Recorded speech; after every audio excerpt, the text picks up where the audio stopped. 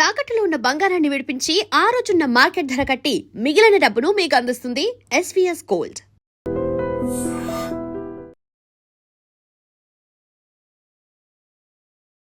నమస్కారం, welcome to iDream. ధర్మ మార్గం విత్ విజిత కార్యక్రమానికి స్వాగతం.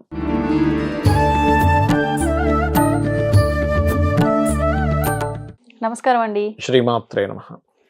మాఘ పౌర్ణమి రోజు ఆచరించే విధానాలు ఏంటి? ముఖ్యంగా ఈ మాఘ పౌర్ణమి రోజు ఎటువంటి విధానాలు ఆచరిస్తే బాగుంటుందో తెలియజేయండి. తప్పకుండా అండి. చంద్రుడికి కళలోను ఉంటాయి, 16 కళలోను ఉంటాయి చంద్రుడికి. ఒక్కొక్క పౌర్ణమికి కొన్ని కళలు రిలీజ్ అవుతుంటాయి చంద్రుడిలో.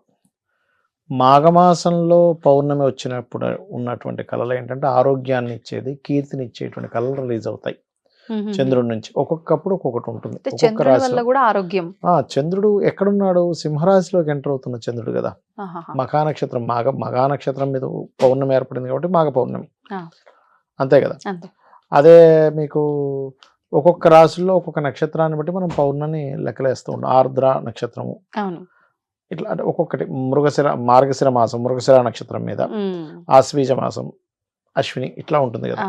అలా ఏంటంటే రవి ముఖ్యంగా మనకు ఆరోగ్యానికి కారకుడు కాబట్టి ఎవరైతే అనారోగ్య బారిన పడుతుంటారో వాళ్ళ యొక్క మానసిక స్థితి బలంగా ఉండాలని ఎవరు కోరుకుంటారో వాళ్ళు మాఘ పౌర్ణమి చేయడం వల్ల ఖచ్చితమైన మంచి ఫలితాలు ఉంటాయి. ఇంకా అందులో సందేహం ఏం లేదు. ప్రతి ఒక్కరికి అవసరమైంది. ఇప్పుడు ప్రతి ఒక్కరికి అవసరమైంది. నిన్న మొన్న చూడండి, నేను చూసా ఒక అమ్మాయి గవర్నమెంట్ జాబ్ హోల్డర్, అవునవును, తల్లిదండ్రులు లేరు, సింగిల్ గా ఉండలేక డిప్రెషన్ కూడా బోర్ కొడుతుందని ఆత్మహత్య చేసుకుంది. అసలు ఏంటి అసలు? ఇప్పుడు కొంతమంది ఉంటారు ఎట్లా అంటే బాగా హెవీ హెల్త్ ఇష్యూస్ ఉన్నాయి, తట్టుకోలేకపోతున్నాను అని చెప్పి చేసుకుంటారు. కానీ బోర్ కొట్టి ఆత్మహత్య చేసుకోవడం ఏంటి చెప్పండి. అయితే నేను తర్వాత తెలిసింది ఏంటంటే ఎవరో మోసం చేశారని విన్నా. నేను మోసం చేస్తే ఆ మోసం తట్టుకోలేక అనే ఎక్కడో సంథింగ్ చదవడం ఎవరో చెప్పడం జరిగింది, నాకు గుర్తు రావట్లేదు సరిగ్గా. అట్లా కూడా అయిందని. అంటే తల్లిదండ్రులు లేరట అమ్మాయికి, సింగిల్ అట. అంటే నేను ఎందుకు చెప్తున్నానంటే ఈ మాట, ఇవాళ రేపు మనకి ఒక చిన్న ఏజ్ నుంచే టెన్షన్స్ పెరుగుతున్నాయి. అవును. ఒకప్పుడు అసలు స్కూలింగ్ కాలేజ్ ఏజ్లో అసలు మీకు స్ట్రెస్ అనేది ఉండేది కాదు. ఆడుతూ పాడుతూ అయిపోయేది. ఆ జీవుడికి ఎప్పుడైనా బాధ్యత ఉంది అంటే ఒక 25 ఏళ్ళు వచ్చినప్పటి నుంచి బాధ్యత ఉండేది. మొత్తం ఎడ్యుకేషన్ అయిపోయాక, వివాహం తర్వాతే బాధ్యతలు ఉండేవి. ఒకప్పుడైతే అది కూడా ఉండేది కదా, ఎందుకంటే ఉమ్మడి కుటుంబం ఉండేది. పెళ్లి చేసేవారు. ఇంట్లో ఆల్రెడీ నడుస్తూనే ఉంది. కొత్తగా ఈ వ్యక్తి ఇప్పుడు సంపాదించి పెట్టాలని ఉండేది కాదు. ఇప్పుడు ఉద్యోగం ఉంటేనే పెళ్లి చేసుకోవాలి. నర్సరీ నుంచే మీకు స్కూల్లో హోంవర్క్స్ ఇవ్వడం. అంటే ఏమైపోతుందంటే ఒక ఏజ్ తర్వాత రావాల్సిన బాధ్యతలు స్కూలింగ్ ఏజ్ నుంచే వచ్చేసరికి ఏమైపోతుందంటే, స్కూలింగ్ ఏజ్ నుంచే స్ట్రెస్ వచ్చేసరికి ఒక ఏజ్ వచ్చేసరికి ఏంటి నా జీవితం అంతా స్ట్రెస్ అయినా, చదువుకునేటప్పుడు స్ట్రెస్, ఉద్యోగం చేస్తుంటే స్ట్రెస్, పెళ్ళైతే స్ట్రెస్, అన్ని స్ట్రెస్ అయినా అనిపిస్తుంది. విరక్తి వస్తుంది. అయితే ఈ స్ట్రెస్ కారణం ఏమిటి అంటే రియాలిటీలోకి మనం వెళ్ళకపోవడం. ఎప్పుడైతే రియాలిటీలోకి మనం వెళ్ళమో స్ట్రెస్ పెరుగుతూ ఉంటుంది. అంటే ఏంటి రియాలిటీ అంటే ఏంటంటే సత్యాన్ని మనం అర్థం చేసుకోవడం. ఇప్పుడు ఒక పిల్లవాడే ఎగ్జాంపుల్ హోంవర్క్ ఇచ్చారు, రాయలేదు, స్కూల్కి వెళ్ళాలంటే స్ట్రెస్. అదే రాస్తే ఆనందంగా వెళ్తాడు, రాకపోతే బుక్ ఎక్కడో కింద పెడతాడు. ఈ బుక్ టీచర్ చూడకపోతే బాగున్నాడు. మన చిన్నప్పుడు అందరూ ఇలాంటివన్నీ జరిగాయి, మర్చిపోయామని. నాకు ఏమనిపిస్తుంటుంది అంటే, నాకు మొన్న ఒకరోజు ఇలాగే ఆలోచిస్తుంటే, కొంతమంది పిల్లలు రోజు హోంవర్క్ రాయరు, రోజు టీచర్తో దెబ్బలు తింటారు. నాకేమనిపించింది అంటే, వాడికి తెలివితేటలు లేక కాదు దెబ్బలు తింటుంది, వాడు ఆ దెబ్బని అలవాటు పడిపోయాడు. ఏముంది ఇంతకంటే ఏముంది, టీచర్ వాడు దెబ్బేస్తుంది, కాసేపు నొప్పి వస్తుంది, ఇంతకంటే ఇంకేముంటది అంటే ఆ హోంవర్క్ రాయడం కంటే ఇది ఈజీ అనిపిస్తుంది వాడికి. అంతే. ఈ నొప్పి కన్నా అదే పెద్ద నొప్పిగా ఫీల్ అవుతున్నాడు. నిజమే అండి.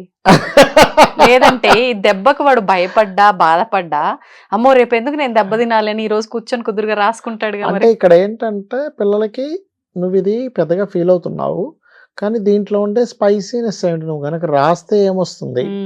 నేను మొన్న ఒకసారి ఇట్లాగే ఒక ఆవిడ తన ఇంటర్ వరకు పెద్ద బ్రిలియంట్ స్టూడెంట్ కాదు, ఇంటర్ నుంచి అన్ని ఇంక టాప్, కాలేజ్ ర్యాంక్ అన్ని. ఎందుకు అలా జరిగిందని అడిగా. అంటే ఆస్ట్రాలజీలో ఉంది, అక్కడ నుంచి బాగా చదవాలని మీకెందుకు అనిపించింది పర్సనల్గా అంటే, ఆ అమ్మాయి చెప్పిన విషయం ఏంటంటే, నాకు ఇంటర్ వరకు అసలు నన్ను చదవమని కానీ చెప్పలేదు. ఇంటర్లో నేను అనుకోకుండా ఫస్ట్ ర్యాంక్ వచ్చినప్పుడు అందరూ అప్రిషియేట్ చేశారు, ఆ కిక్ నాకు తెలిసింది. అంటే ఇక్కడ ఏంటంటే, ఈ చదవని వాడికి తలకాయ లేనట్టు కాదు, అక్కడ వాడి బ్రెయిన్ లేనట్టు కాదు, వాడికి ఆ కిక్ తెలియట్లే. ఆ కిక్ తెలిస్తే దాన్ని పట్టుకుంటాడు, అంతేలేండి. ఇక్కడ ఏంటంటే ఎప్పుడైతే కిక్ తెలిసిన వాడు చదువుతుంటాడు, ఒక్కొక్కసారి చదవకపోతే కలిగే అవమానం కూడా వాడికి తెలిసినా సరే పట్టుకుంటాడు గట్టిగా.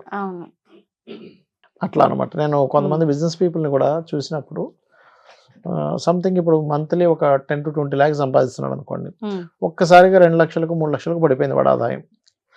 వాడు చాలా బాధపడిపోతుంటే, ఎందుకు 2-3 లక్షలతో కూడా హ్యాపీగా బతకొచ్చు కదా అంటే, లేదు సార్ 10 లక్షలు 20 లక్షలు సంపాదించినప్పుడు ఉండే కిక్ నేను కోల్పోతున్నాను.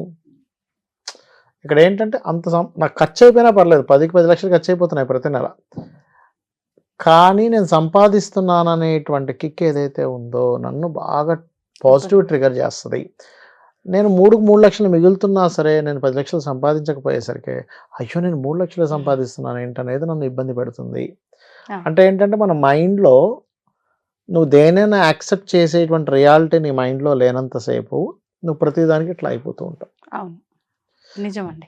అయితే ఈ మాఘ పౌర్ణమి రోజు మనం ప్రతిసారి పౌర్ణమికి చలివిడి చేసుకొని చక్కగా మీరు ఆకు, ఒక్క, 2 అరటిపళ్ళు అండ్ అదేవిధంగా ఇవన్నీ ఎప్పుడైతే మనం చంద్రుడికి చూపిస్తూ లలిత సహస్రనామాలు చదువుకుంటామో అది పిల్లలకు పెడతాము. చిన్న ఏజ్ నుంచి కూడా వాళ్ళు ఏం సాధిస్తే కిక్ వస్తుంది అనే దాని మీదకి వెళ్తాడు వాళ్ళ ఆలోచన విధానం అంతా కూడా. లేకపోతే ఏమవుతుందంటే ఇట్లాగే దెబ్బలు అలవాటు పడిపోవడం, మొండి పడిపోవడం అట్లా జరుగుతూ ఉంటుంది. వాళ్ళ దగ్గర తెలివితేటలు లేకో రాయలేకో కాదు, ఏముందిలే ఎంతకంటే ఇంకేముంటుంది, దానికి అలవాటు పడిపోతుంటాయి. అది మెయిన్ అసలు. సో ఏంటంటే లలిత ఎక్కువగా చదువుకోవాలి మాఘ పౌర్ణమికి. అపమృత్యు దోషం ఉన్న వాళ్ళు కూడా చంద్రశేఖర అష్టకం చదువుకుంటే చాలా మంచిది. మాఘ పౌర్ణమి నాడు అన్నముతో అలంకరణ చేస్తారు శివుడికి, అది కూడా చాలా మంచి ఫలితాలు ఇస్తుంది. ఆ రోజు కొంతమందికి లంగ్ రిలేటెడ్ ఇష్యూస్ ఉన్న వాళ్ళని ప్రాణాయామం చేస్తే కనుక లంగ్ రిలేటెడ్ ఇష్యూస్ కూడా క్లియర్ అవుతాయి మాఘ పౌర్ణమి రోజు చేస్తే కనుక. సత్యనారాయణ స్వామి వ్రతం కూడా పౌర్ణమి విశేషం అని చెప్తారు కదండి, ఈ పౌర్ణమికి కూడా ఆచరించవచ్చు. పౌర్ణమికి ఎప్పుడైనా సత్యనారాయణ వ్రతం చేసుకోవచ్చు. కాకపోతే ఇక్కడ ఏంటంటే ఆరోగ్యాన్ని, అపమృత్యు దోషాన్ని తీసేసేటువంటి లక్షణం మాఘ పౌర్ణమికి ఉంటుంది. అటువంటి ఇబ్బందులు ఉన్న వాళ్ళు, మనస్కారకుడు ఉపాసనాకారకుడైన రవి, ఆత్మకారకుడైన రవిక్షేత్రంలోకి వెళ్ళి ఉంటాడు కదా, సో మీ మనసు కంప్లీట్ గా స్పిరిచువల్ దానికి కనెక్ట్ అయ్యేటువంటి పౌర్ణమి ఇది యాక్చువల్గా. ఎందుకంటే కేతు నక్షత్రం మగా నక్షత్రం అంటే రవి ఉపాసనా కారకుడు, అండ్ రవిలోనే సకల దేవతలు ఉంటాయని చెప్తుంటారు శాస్త్రం. ఇప్పుడు మనకి భానుమండల మధ్యస్థ భైరవి భగవాన్ని అమ్మవారు ఉంది, శివుడు ఉన్నాడు.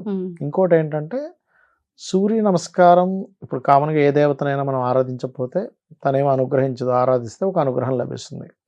కానీ సూర్యుడి దగ్గరికి వచ్చేసరికి ఏంటంటే మీరు పూజించకపోతే దోషం వస్తుంది, సూర్యుడిని నమస్కారం చేయకపోతే దోషం. కృతజ్ఞలం అయిపోతున్నాం మనం అక్కడ. అంటే కృతజ్ఞత తెలపకుండా ఉన్నామంటే తప్పే కదా. అంటే మనం మొక్కినా మొక్కకపోయినా ఆయన చేయాల్సింది ఆయన చేస్తున్నాడు కాబట్టి మనం దోషం చేయకూడదు అక్కడ. అట్లా సూర్య రాశుల్లోనే ఈ మాఘ పౌర్ణమి ఏర్పడుతుంది కాబట్టి, అంటే పౌర్ణమి ఏర్పడుతుంది కాబట్టి సూర్య ఆరాధన చేయడం ఆ రోజు ఇంకా మంచి ఫలితాలు ఇస్తుంది. మాఘబట్టి ఆదివారాలు వస్తాయి మనకి మాఘమాసంలో, ఆదివారాలు కనుక చేస్తే ఇంకా చక్కటి వాళ్ళకి ఆరోగ్యం, కీర్తి, సంతాన ప్రాప్తి ఇవన్నీ కూడా లభిస్తాయి. ధన్యవాదాలండి. శ్రీమాత్రే నమః. తవ్వండి, తవ్వుతూనే శివలింగం సరే దాన్ని అట్లా కప్పేసేయండి, చూపించదండి. మూర్తి పూజ కాదు, సాక్షాత్ బ్రజేంద్ర నందన భగవాన్ ఉన్నారు మూర్తిలో. ఏమీ ఆశించకుండా ఆరాధించే వాళ్ళు కూడా ఉన్నారా ప్రభుజీ? నిజమైన భక్తి అంటే మనకు తెలియదు కాబట్టి